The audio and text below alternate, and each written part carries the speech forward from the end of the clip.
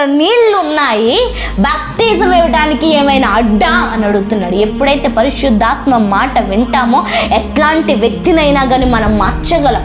ఎట్లాంటి వ్యక్తి అయినా మన మాట వింటాడు. ఎట్లాంటి వ్యక్తి అయినా అదేంటి మన మనసుతో ఏకీభవిస్తాడు. ఇప్పుడు మనం పరిశుద్ధాత్మతో తేలి ఆడట్లేదు కాబట్టి, మనకే ప్రశ్నలతో ఉన్నాం కాబట్టి అవతలోడు కూడా ప్రశ్నలతో మిగిలాడు.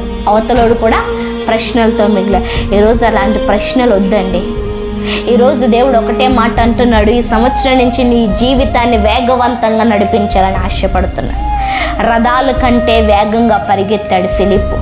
అందుకు ఆ మాట విన్నందుకు ఫిలిప్ అంట సమరయ ప్రాంతం అంతటినీ కూడా విడిపించాడంట.